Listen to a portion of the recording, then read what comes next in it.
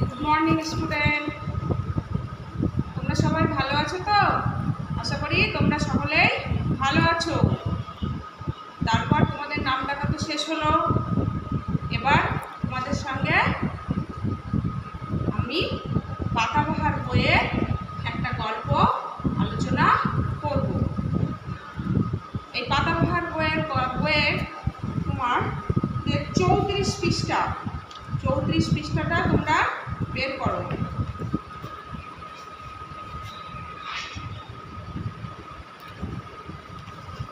এই 34 পৃষ্ঠাটাই গল্পটার নাম হচ্ছে সোনা, লেখক গৌরী পাল। এই গল্পটা পড়ার আগে, গল্পটা আলোচনা করার আগে তোমাদের সঙ্গে এই গল্পটা সম্পর্কে দু একটা কথা আমি বলি। লেখক গৌরী পাল নদী এবং একটি মেয়ে সোনা, তার যে মধ্যে যে ভালোবাসা, নদীকে যে মানুষ ভালোবাসে, সেরকমই একটা কাহিনী এই সোনা গল্পটির মধ্যে তুলে ধরেছে।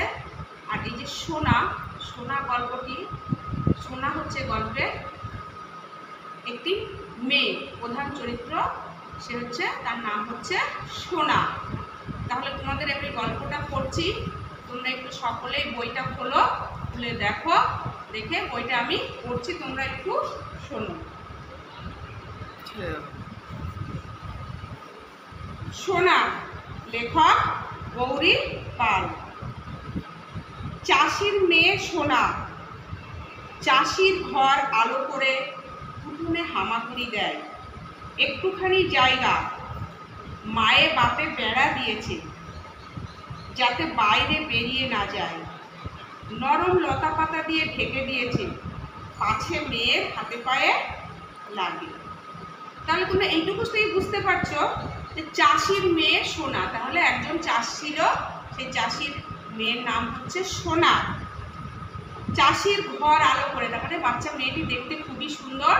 চাষির বাবার ঘর আলো করে উঠোনে সে হামাগুড়ি দেয়। একটুখানি জায়গা মায়ে বাপে বেড়া দিয়ে দিয়েছে যাতে সোনা হামাগুড়ি দিতে দিতে বাইরে বেরিয়ে না যায়। নরম লতা পাতা দিয়ে বেড়াগুলো ঢেকে দিয়েছে, কারণ বাচ্চা মেয়ে যদি হামাগুড়ি দিয়ে বাইরে যেতে যেতে মেয়েটার লাগে, সেই লাগাটা বন্ধ করতে, সেই লাগাটা যাতে না লাগে, আঘাত তার না লাগে, সেই জন্য চাষি এবং চাষির বউ মিলে বেড়াটা নরম লতা পাতা দিয়ে ঢেকে দিয়েছে। সোনা একটু বড় হয়েছে, মা ভাবে সোনার হাতে দুখানি কাকন দিলে বড্ড মানাতো। তা কোথায় পাবে বলো, সোনার যা দাম, তাছাড়া চুরির ভয় আছে না। তাহলে বাচ্চা মেয়ে সোনা একটু বড় হয়েছে, মা ভাবছে যে সোনার হাতে দুটি কাকন দিলে খুব ভালো হয়, কিন্তু কোথায় পাবে, সোনার যা দাম, তাছাড়া চুরির ভয়ও আছে। তার মানে এইটুকু দিয়ে তোমরা বুঝতে পারছো যে সোনা, তোমরা দেখে থাকবে তোমাদের মা, পিসিমা, কাকিমা, এদের সকলে কানে, হাতে, গলায় সোনার চুড়ি, কানের দুল থাকে। তাই সোনা বড় হওয়ার সাথে সাথে সোনার মায়ের মনে সাধ জেগেছে, যদি মেয়ের দুটো হাতে দুটো সোনার কাকন দিতে পারত। কিন্তু কোথায় পাবে, চাষি মানে গরিব মানুষ, সোনার খুব দাম, তারপরেও বাচ্চা মেয়ে বাইরে খেলতে যায়, যদি চুরি হয়ে যায় সেই ভয়ে তার বাবা মা হাতে দুখানি সোনার কাকন দিতে পারছে না। আছে সোনা উঠোনে খেলা করে, গায়ে সোনায় রোদ লেগে ঠিকরই, গা শুদ্ধ সবাই দেখে আর আশ্চর্যি মানে। মা ঘরের পাট ছাড়তে ছাড়তে 14 বার এসে দেখে যায়। বাচ্চা মেয়েটি দেখতে খুব সুন্দর, সে যখন উঠোনে খেলা করে তার গায়ে আকাশের রোদ এসে ঠিকই, সূর্যের রোদ এসে পড়ে, সেগুলো খুব চকচক করে, গা শুদ্ধ সবাই দেখে আর আশ্চর্যি মানে অবাক হয়ে যায় যে একটা বাচ্চার গায়ে সূর্যের রোদ পড়ে কেন এত আলো ঠিক রবে। মা ঘরের পাট মানে ঘরের কাজ সারতে সারতে 14 বার বাইরে বেরিয়ে আসে আর দেখে যায় তার মেয়ে ঠিক আছে কিনা। একদিন সোনাকে নিয়ে নদীতে নাইতে গেছে বাপে মায়ে। নাইয়ে ধুইয়ে গা মুছিয়ে দিতে যাবে কি, দেখে মেয়ের গায়ে বালি চিকচিক করে। কত মুছলে, কত ঝাড়লে, সে বালি আর কিছুতেই ঝরে না। তখন ভালো করে নিরীক্ষণ করে চাষি বলে, অগো, এ তো বালি নয়, এ যে দেখছি সোনা। তুই মেয়ের হাতে কাফন দিতে চাইছিলি, নদীমা তোর মেয়ের সারা গায়ে গয়না পরিয়ে দিয়েছে। তাহলে কি বলছে, একদিন সোনার বাপ মা সোনাকে নিয়ে নদীতে নাইতে গিয়েছে। নাইতে মানে চান করতে গিয়েছে। এবার চান করানোর পরে যখন তার গা হাত মা মুছিয়ে দিতে যাবে, দেখে মেয়ের গায়ে বালি চিকচিক করে। নদীতে তো বালি থাকে, কত মুছে দিল বাবা মা, কত ঝাড়লো, কিন্তু সে বালি কিছুতেই যাচ্ছে না। তখন চাষি নিরীক্ষণ করে, দেখ চাষি মানে সোনার বাবা, ভালো করে তাকিয়ে দেখলো, বললো এ তো বালি নয়, এদের দেখছি সোনা। তখন চাষি তার বউকে বললো, তুই মেয়ের হাতে কাফন দিতে চাইছিলি, নদীমা তোর মেয়ের সারা গায়ে সোনা পরিয়ে দিয়েছে। হ্যাঁ বলে মেয়েকে আঁচল দিয়ে ঢেকে ঢুকে চাষি বউ বাড়ি নিয়ে এলো। যখন চাষি এই কথা বললো যে মেয়ের সারা গায়ে সোনা দিয়ে দিয়েছে নদীমা, তখন চাষি বউয়ের খুব ভয় হলো। সে তাড়াতাড়ি বললো, তাই নাকি, বলে মেয়েকে আঁচলে ঢেকে ঢুকে নিয়ে চাষির বউ মানে সোনার মা বাড়িতে ফিরে এলো। একদিন বাবা গেছে খেতে, মা রান্নাঘরে দুধ জাল দিচ্ছে, দুধ উথলবো করছে। সোনা উঠোনে একা। এক চোর এতদিন ধরে তককে ছিল, সে সোনাকে তুলে নিয়ে চম্পট। মা দুধ খাবার জন্য ডাকতে এসে দেখে মেয়ে নেই। কখন কি হয় এই ভেবে চাষি এক ঘন্টা বেঁধে দিয়েছিল ঘরের মধ্যে।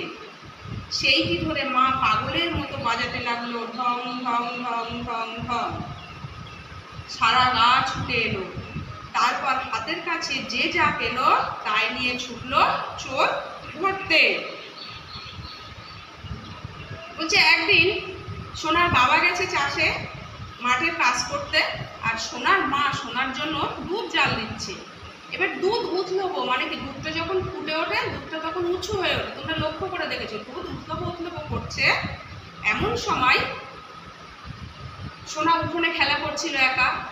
একটা চোর তককে মানে অনেকদিন ধরেই তার মানে লক্ষ্য করে রাখছিল। যে দেখলো যে সোনা একা আছে, মা ঘরের ভিতরে, বাবা বাইরে খেতে চাষের কাজ করছে, তখন সোনাকে তুলে নিয়ে চম্পট মানে দৌড়ে পালালো। মায়ের দুধ জাল দেওয়া হয়ে গেছে, মা দুধ খাবার জন্য সোনাকে ডাকতে এসে দেখে মেয়ে নেই। কখন কি হয় এই ভেবে চাষির মনে খুব ভয় ছিল, সে বাড়িতে একটা ঘন্টা লাগিয়ে দিয়ে গিয়েছিল। এবার চাষির বউ যখনই দেখলো যে মেয়ে নেই, কেউ এসে মেয়েকে তুলে নিয়ে চলে গেছে, তখনই সে পাগলের মতো ঢং ঢং ঢং ঢং করে ঘন্টাটা বাজাতে লাগলো। চাষির বউয়ের সেই ঘন্টা শুনে গ্রামের সবাই, সারা গ্রামের লোকজন সেখানে ছুটে এলো। এবার যে যা হাতের কাছে পেল তাই নিয়ে ছুটলো চোর ধরতে। চোর ওদিকে সোনাকে নিয়ে হনহনিয়ে যাচ্ছে। বড় রাস্তার পাড়েই দেখে কি প্রকাণ্ড দুটো তিনটে গাড়ি আসছে। হঠাৎ সামনের গাড়ি থেকে একজন চেঁচিয়ে বললে, আরে ওই তো। সব কটা গাড়ি একসঙ্গে ঘ্যাঁচ করে থেমে গেল। দু তিনজন একসঙ্গে লাফিয়ে পড়ে চোরকে ধরে ফেললে। চোর বললে, এ তো আমার মেয়ে, বড্ড কান্নাকাটি করছিল, তাই বেড়াতে নিয়ে যাচ্ছিল। গায়ের লোকেরা পেছন থেকে গর্জন করে বললে, মিথ্যে কথা। চাষি ততক্ষণে ভিড় দেখে ক্ষেত থেকে ছুটে এসেছে। সোনা বাবার কোলে ঝাঁপিয়ে পড়ল। চাষি বলল, আপনারা? বলছে চোর। সোনাকে নিয়ে হন করে মানে খুব জোরে দৌড়ে যাচ্ছে, হেঁটে যাচ্ছে। সে বড় রাস্তা মানে চওড়া রাস্তা, গ্রামের মধ্যে রাস্তাগুলো সাধারণত সরু হয়, তারপরে একটা মেন রাস্তা থাকে। সেই বড় রাস্তায় দেখে প্রকাণ্ড দুটো তিনটে গাড়ি আসছে। হঠাৎ সামনের গাড়ি থেকে একজন চেঁচিয়ে বলল, ওই তো। সঙ্গে সঙ্গে সব কটা গাড়ি একসঙ্গে থেমে গেল। দু তিনজন একসঙ্গে লাফিয়ে পড়ে চোরকে ধরে ফেললে। চোর তখন বলল, ও তো আমার মেয়ে, খুব কান্নাকাটি করছিল, তাই একটু বেড়াতে নিয়ে যাচ্ছিল। গায়ের লোকেরা পেছন থেকে গর্জন করে বলল, মিথ্যা কথা। চাষি ততক্ষণে ভিড় দেখে ছুটে এসেছে। সোনা বাবাকে সামনে দেখেই বাবার কোলে ঝাঁপিয়ে পড়ল। চাষি লোকজনগুলোকে দেখে বলল, আমরা সরকারের লোক, আপনার মেয়ের কথা শুনে যন্ত্রপাতি নিয়ে এসেছি নদীতে সোনা খুঁজতে। তাহলে কি বলছে? সোনার বাবা যখন ওই গাড়ি থেকে নেমে পড়া লোকগুলোকে জিজ্ঞাসা করলো, আপনারা কারা? তখন লোকগুলো বলল, আমরা সরকারের লোক, আপনার মেয়ের কথা শুনে যন্ত্রপাতি নিয়ে এসেছি নদীতে সোনা খুঁজতে। তার মানে সোনাকে নদীতে যখন স্নান করাতে নিয়ে গিয়েছিল, সোনার গায়ে বালি মনে করে তার বাবা দেখেছিল যে তার গায়ে সোনা চিকচিক করছে। সেই কথাটা সরকার বাহাদুরের কানে পৌঁছে যায়।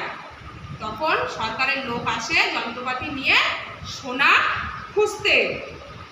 খুঁজুন। লোকেরা গাড়ি করে সোনা আর সোনার বাবাকে পৌঁছে দিয়ে যন্ত্রপাতি বসিয়ে নদীতে সোনা খুঁজতে গেল। তখন লোকগুলো কি করলো, সরকারের লোকেরা কি করলো, সোনা আর সোনার বাবাকে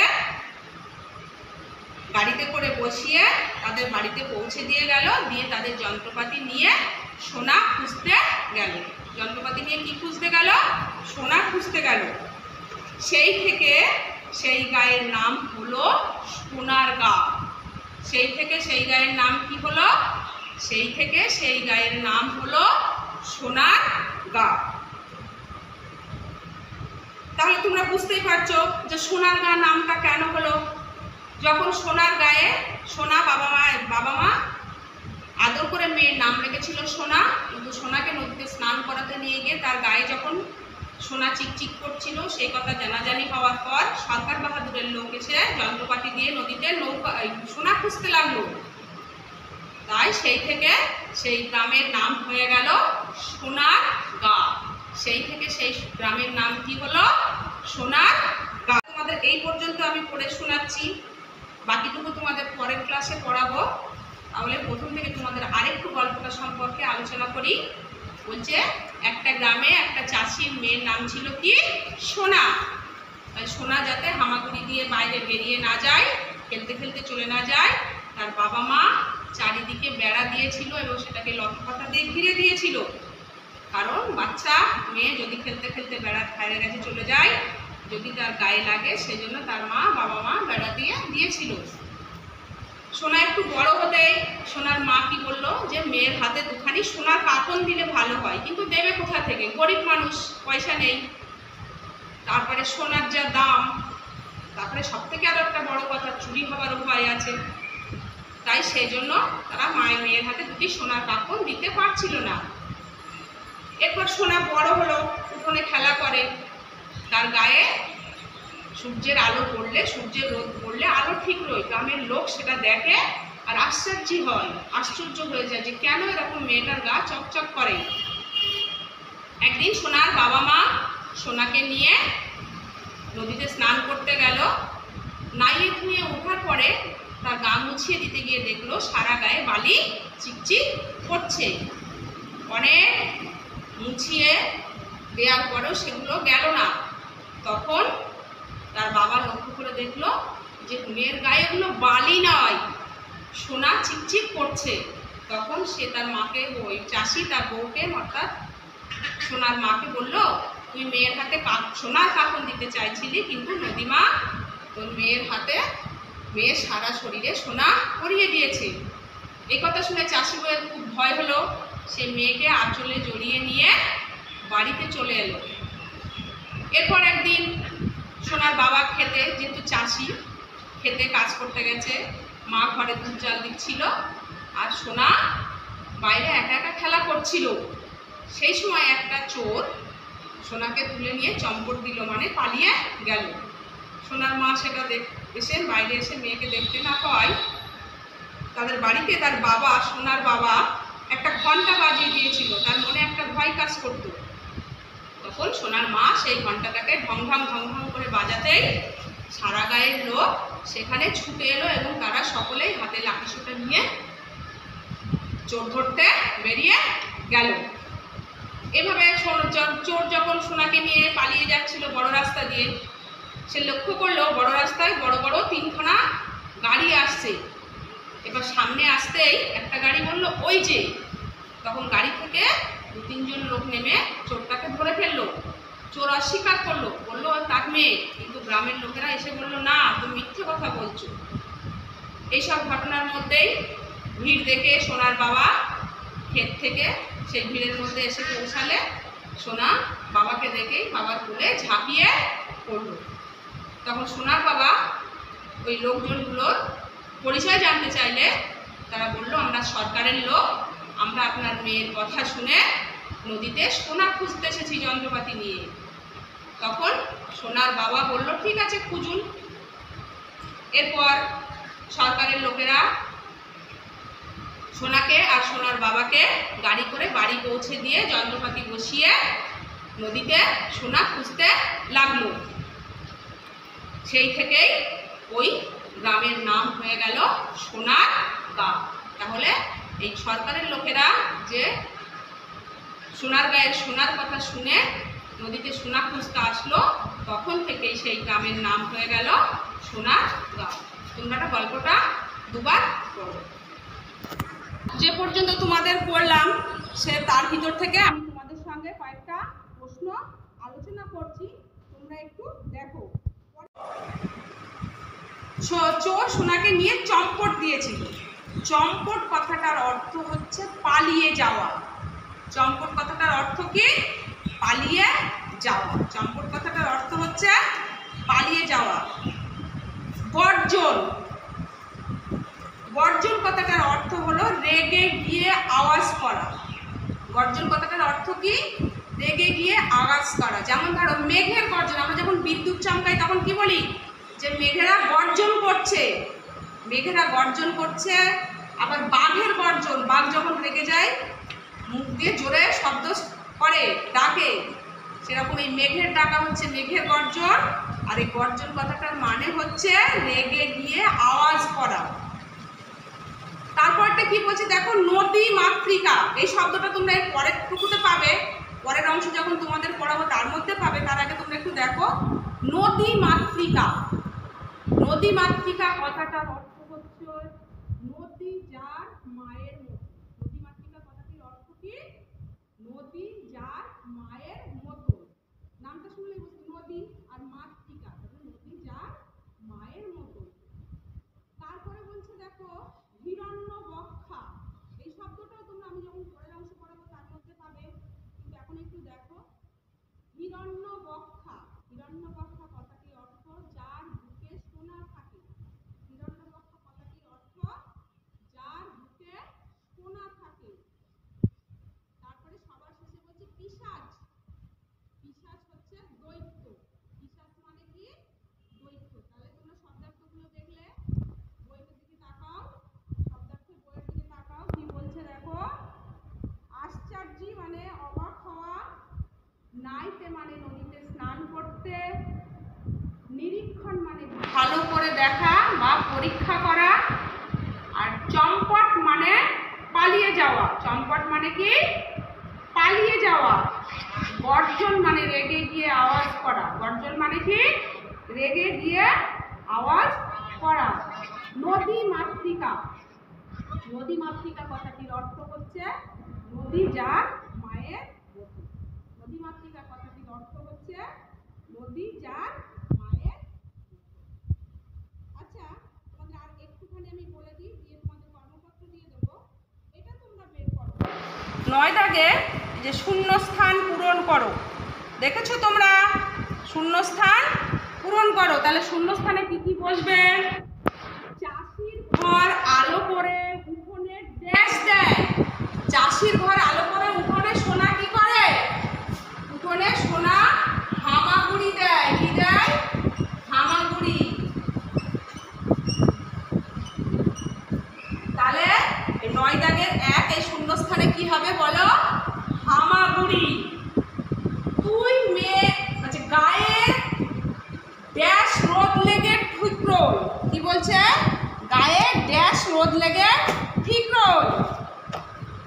তো হচ্ছে গায়ের সোনায়,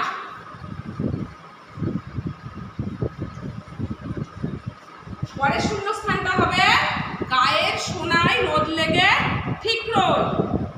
তারপরে 3 দাগেরটা কি বলছে দেখো, তুই মেয়ের হাতে ড্যাশ দিতে চাইছিলি।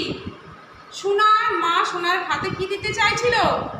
সোনার মা সোনার হাতে কাকন দিতে চাইছিল। তাহলে তুই মেয়ের হাতে কি দিতে চাইছিলি? কাকন। মেয়ের হাতে কি দিতে চাইছিলি? কাকন। সংস্কৃতের দিদিমণি নাম রেখেছেন, এটা তোমরা পরের অংশে পড়বা, তাও তুমি আমাদের শূন্যস্থান পূরণটা যেহেতু করাচ্ছি বলে দিচ্ছি। সংস্কৃতের দিদিমণি নাম রেখেছেন, সংস্কৃতের দিদিমণি সোনাকে নাম দিয়েছিলেন কি? নদী মাতৃকা।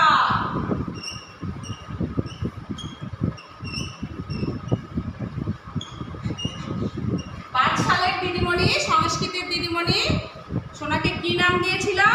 নদী মাতৃকা। আপনার মেয়ের কথা শুনে ড্যাশ নিয়ে এসেছি। সরকারের লোকেরা কি নিয়ে এসেছিল বলো তো? হ্যাঁ, যন্ত্রপাতি। সোনা পূজার জন্য কি নিয়ে এসেছিল? যন্ত্রপাতি। তাহলে শূন্যস্থান পূরণটা তোমরা একটু পড়ে নাও, দেখাতে হবে না আমাকে। শূন্যস্থান পূরণে কি বসবে? বলছে চাষির ঘর আলো করে উঠোনে হামাগুড়ি দেয়, গায়ে রোদ লেগে ঠিক, গায়ের সোনায় রোদ লেগে ঠিকরোই। তারপরে তুই মেয়ের হাতে কাকন দিতে চেয়েছিলি, কাকন। সংস্কৃতের দিদিমণি নাম রেখেছে নদী মাতৃকা, নদী মাতৃকা। আর আপনার মেয়ের কথা শুনে ড্যাশ নিয়ে এসেছি। কি নিয়ে এসেছি বলেন? বলো, যন্ত্রপাতি। আপনার মেয়ের কথা শুনে যন্ত্রপাতি নিয়ে এসেছি। তাহলে আমি এই তোমাদের শব্দার্থটুকু আর এই শূন্যস্থান পূরণটা আমি দেখিয়ে দিলাম। এবার তোমাদের আমি একটু কর্মপত্র দিচ্ছি, করো। কর্মপত্রটা তোমরা একটু দেখে নাও।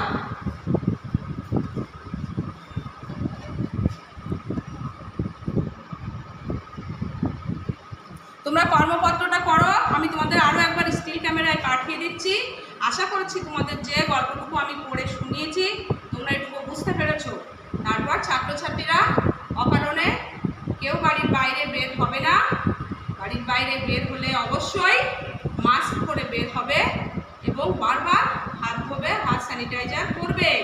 আর পারলে তোমরা সকালে দিনের বেলা প্রতিদিন একবার অন্তত একটু গরম জল খাবে। তোমরা সকলেই ভালো থেকো এবং কর্মপত্রটা করে